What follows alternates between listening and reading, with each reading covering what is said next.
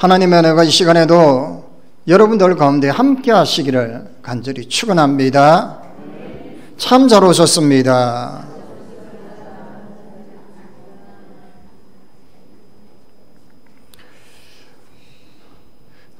성 어거스틴이라는 사람은 회심을 하기 전까지 참 사생자를 낳기도 하고, 그리고 이단에도 빠지기도 하고, 완전 밑바닥의 삶을 살았던 거지만 다시금 하나님 나라를 위해서, 하나님 영광을 위해서 사용되기까지는 그 어머니 모니카의 기도가 있었습니다. 어떤 사람의 삶의 근간을 바라볼 때 그 사람의 밑바닥에 굳건하게 토대를 하고 있는 것이 뭘까? 그것을 보게 되면 그 사람의 다음이 보여지게 됩니다. 이런 말을 하죠. 근거도 없는 말, 허무맹랑한 말, 논리적으로도 맞지 않는 말을 터무니없는 말이라 이렇게 하죠. 근데 제가 이 말에 대해서 한번 사전적으로 한번 찾아보니까 이 말이 어떤 말이냐면, 터무니라는 것은 집을 헐고 나서 그 주춧돌 아니면 기둥 그 흔적을 터무니라 합니다. 그러면 여러분, 집을 지었던 자리에면 흔적이 있어야 되죠. 그걸 터무니라 하는 거예요. 그런데 어떤 말을 하는데 아예 근거도 없고 허무맹랑한 말을 하면 야, 터무니없는 말 하지 마라 하라는 거예요. 좀 저급하게 말하면 근본도 없는 말이라 이야기를 하죠. 근본도 모르는 사람이라고 말하기를 하고 그렇게 표현합니다. 가만히 생각해 볼 때 우리는 터무니가 없는 게 아니라 터무니가 있는 줄 믿습니다. 그 터무니가 우리의 삶의 근간을 지탱하고 있는 이 터무니, 이 삶의 토대가 뭘까? 오늘은 흔들리지 않는 우리의 삶의 토대를 한번 말씀을 통해서 한번 묵상하고 깨달을 수 있기를 주의 이름으로 간절히 축원합니다. 자, 과연 우리가 어떻게 하면 이 삶을 토대를 견고하게 할 수 있을까? 그러면 그 삶의 토대가 과연 뭘까라는 거죠. 여러분들이 비바람이 치고 누군가가 여러분들을 흔들고 할 때 이 삶의 토대, 첫 번째로 그 삶의 토대는 말씀의 중심이어야 한다라고 합니다. 오늘 본문의 내용이 그런 내용입니다. 다윗이 모든 사람들을, 주변 사람 다 불러서 하나님의 언약의 궤를 매러 올라가게 됩니다. 다윗은 통일 왕국을 이제 이루어내었고, 이제 정체적으로 하나님 신권에 의지하여서 하나님을 온전히 예배하는 자로서의 삶, 그리고 통일 왕국이 하나님만을 섬기고 하나님 유일이신을 모시는 그 왕국을 지향하면서 가장 마음에 걸렸던 부분이 하나님의 언약궤였어요. 그래서 그 언약궤를 매러 갑니다. 그 언약궤를 처음에는 1차 때는 실패를 합니다.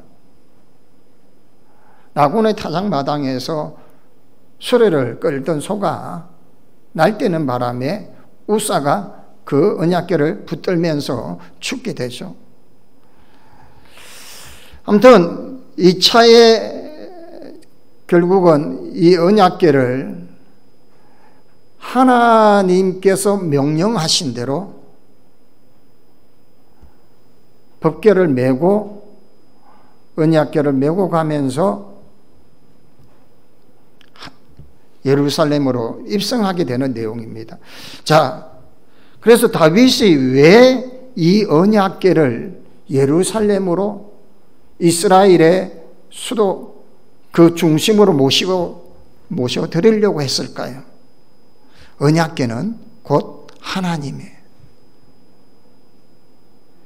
우리가 이 성경 말씀을 우리의 가까이 하는 것이 뭐냐면 곧 하나님을 내 안으로 모셔드리는 것하고 동일합니다. 할렐루야. 그렇기 때문에 다윗은 그 무엇보다도 중요했던 것이 뭐냐면 이 언약궤를 예루살렘으로 모셔드리는 거예요. 자기의 인생의 중심으로, 삶의 중심으로 모든 이스라엘의 백성들에게 하나님이 유일하신 분이라는 것을 알게 하기 위해서, 그래서 그 삶의 토대의 중심은 말씀이라는 거예요. 삶을 살아다 보면 예기치 못하는 일들이 있습니다. 원치 않는 상황들이 펼쳐집니다. 육신의 아픔으로 인하여 엄청나게 시달리게도 될 때도 있습니다. 그럴 때에 우리는 말씀을 토대로 하나하나 해결해 나갈 수 있기를 바랍니다. 베드로는 주님의 말씀을 듣고 주님께서 그물을 내리라, 깊은 데로 가서 그것도 그물을 내리라 합니다. 하지만 업으로서 잔뼈가 굳었고 베테랑입니다. 그런 베테랑인 베드로가 자기의 지식과 경험으로서는 깊은 데에는 고기가 없어요. 그리고 밤새도록 하고는 이제 아침에 그물을 씻어서 끝난 상황인데 낮에 한낮에 깊은 데에 고기가 없어요. 그럼에도 불구하고 베드로는 뭐라고 합니까? 말씀에 의지하여. 아멘입니까?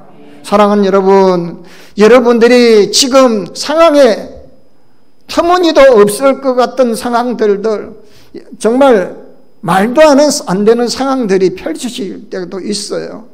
그런데 주님 말씀하시면 내가 나아갈 줄 믿습니다. 주님 나아가라고 하시고 멈추라고 하실 때에 그 말씀 붙잡고 아멘으로 나아갈 수 있기를 바랍니다. 다윗은 이스라엘 통일 왕국의 왕이었지만 자기가 왕이 아니라 하나님이 왕이시며 하나님이 주인이시며 하나님이 우리의 통치사이십니다라는 고백으로 그 말씀을 상징하는 하나님 인재를 상징하는 언약궤를 예루살렘으로 메어오기를 원했던 거예요. 여러분, 아직도 여러분의 가정의 삶의 언약궤는 저 한쪽으로 방치되어 있지는 않습니까? 여러분들이 메어와야 할 그 언약궤를 이제는 다윗처럼 그 언약궤를 메어와서 예루살렘 한가운데 우리의 이 마음의 한가운데 말씀을 모셔드리고 주님이 나의 주인이 되시고 할렐루야, 주님이 나의 삶을 지탱하시는 분이시고 나를 이끄시는 분이시라고 고백하는 삶이 되기를 바랍니다.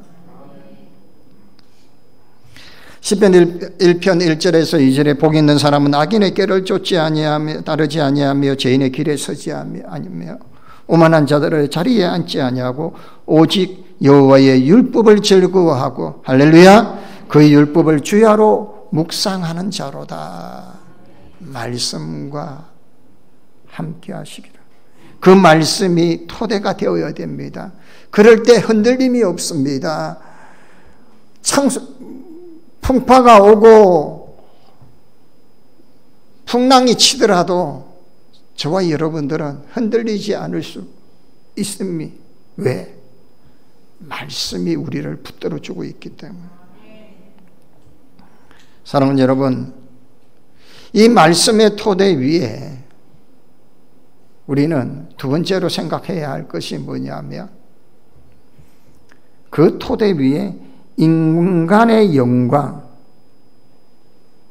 카보도라고 합니다. 인간의 영광을 제거해야 한다라는 거예요.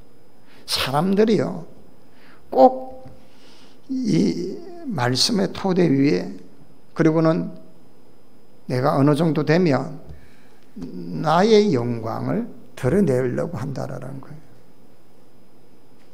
다윗이 언약궤를 맬 때에, 물론 제사장들이 메고 다윗이 맨 건 아닙니다.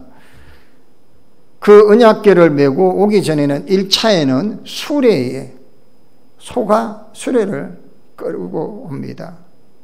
왜냐하면 하나님의 말씀을 제대로 알지는 못했고 자기의 생각, 자기의 판단으로 언약궤를 수레에 끌고 오게 됩니다. 말씀을 모셔드리는 자세부터가 달란 거죠. 말씀을 모실 때는 하나님이 명령하신 대로 해야 된다는 거예요. 내 방식, 내 생각, 내 중심이 아니라는 거예요. 그 경험을 하고는 우사가 죽고, 그리고는 다윗이 법궤를 예루살렘으로 드리기를 즐거워하지 않고 오벳 에돔의 집에 두게 됩니다. 그런데 오벳 에돔의 집에서 불행한 소리가 들렸다면 더 미루었을 건데 하나님이 그 가정에 복을 주신다라는 소리를 듣게 됩니다. 3개월 동안 두었는데도 그 가정이 복을 받았다는 소식을 듣고 하나님의 언약궤를 모시려고 해요. 어떻게 합니까? 제사장을 통해서 제사장 사독과 아비아달을 부르고 레위인들을 불러서 이제 하나님 명령하신 대로 법궤를 메는 사람은 법궤를 메고, 다윗은 어떻게 합니까? 배 에봇을 입고 그 하나님 법궤가 움직일 때 거기서 소와 송아지를 하나님 앞에 제물로 드리고 춤까지도 추고 그럽니다. 여러분, 왕이면 왕복을 입어야 되는데 왜 제사를 드리는 배 에봇을 입었을까라는 거예요. 다윗도 한 인간이요, 하나님이 유일하신 분이요, 하나님이 왕이시라는 것을 인정하는 거예요. 사람이 살다 보면 조금 지위도 높아지고 삶에 어떤 여러 가지 여유도 생기고 이런저런 상황이 되면 이게 사람이 자기의 영광을 드러내게 되는 거예요. 참 희한하죠. 사랑하는 여러분,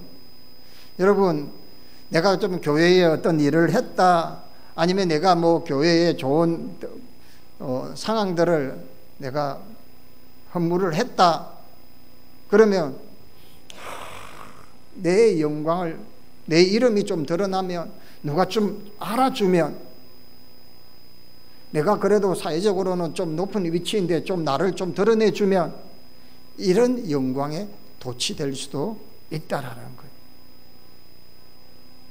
사랑하는 여러분, 하나님의 영광이 우선입니다. 저와 여러분들은 아무리 높은 자리, 아무리 정말 자랑하고 싶은 명예가 있더라도 그것은 한낱 그냥 사라지고 불려가는 금불과 같은 아무 소용에도 없는 것입니다. 그걸 왜 붙잡습니까? 명예도요, 100년을 가든가요? 여러분, 금불 10년, 하무 11홍이라고 했지 않습니까? 아무리 화려한 꽃도 10일이면 다 지고 권력도 시간이 지나면 다 허무하게 되는 거예요.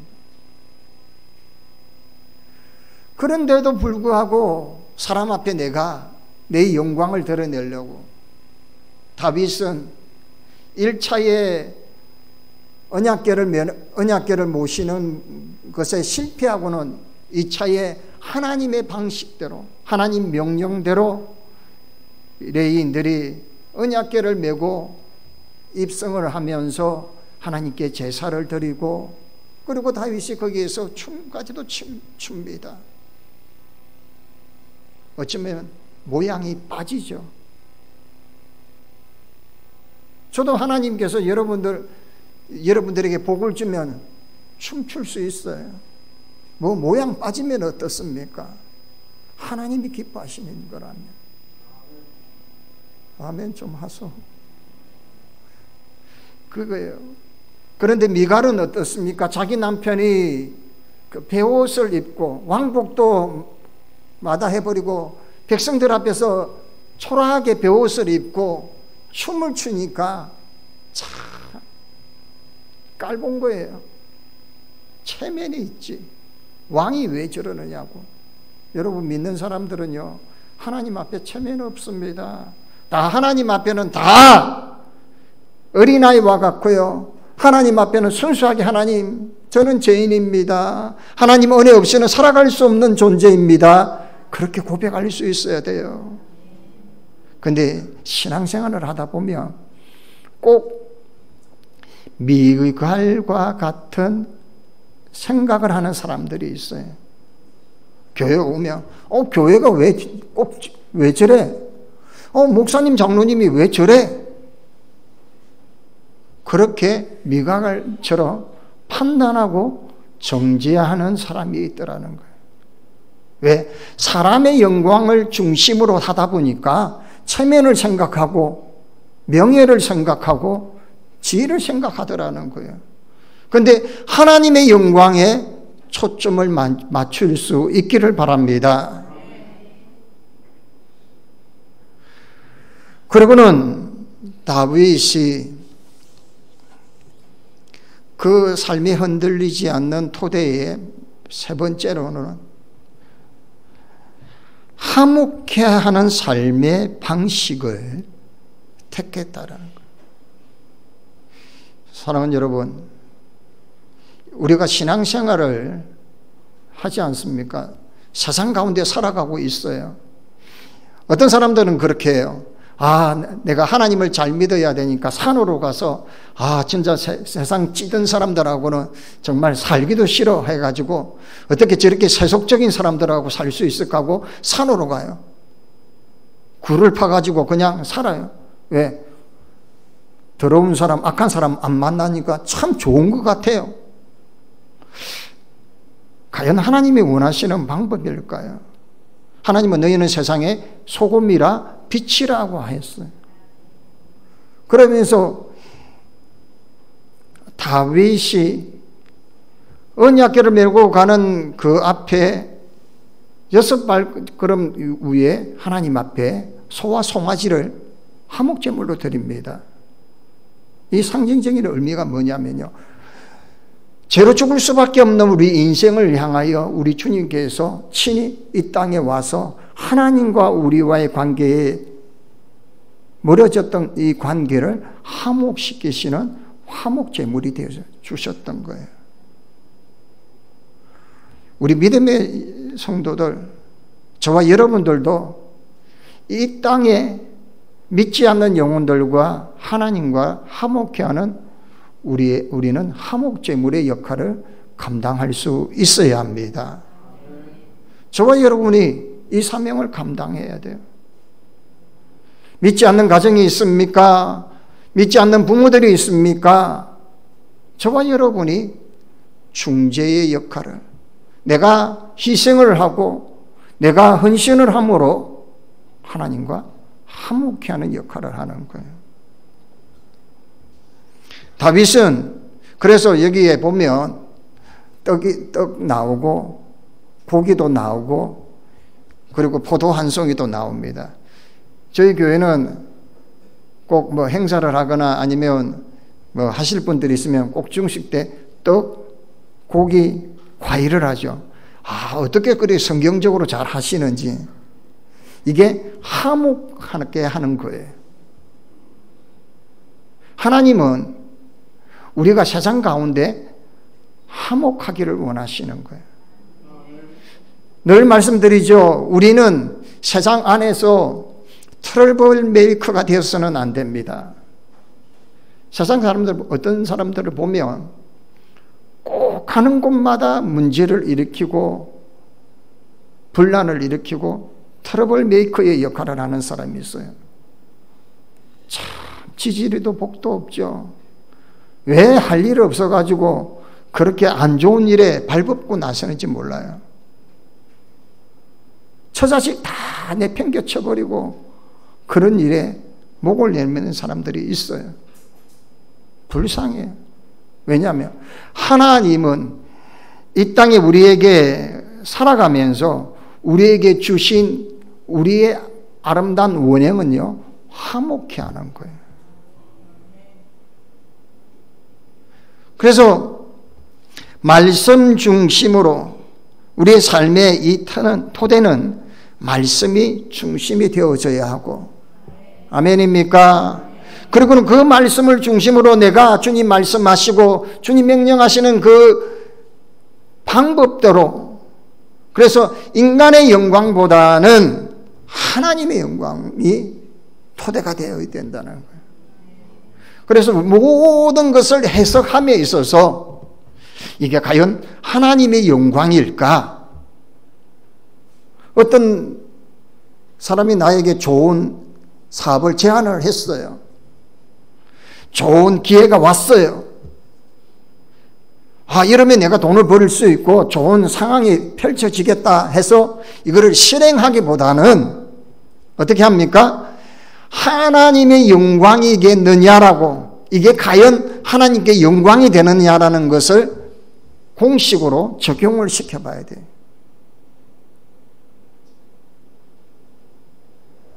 주일 성수 못하는데 하나님이 영광 되겠습니까? 아니죠.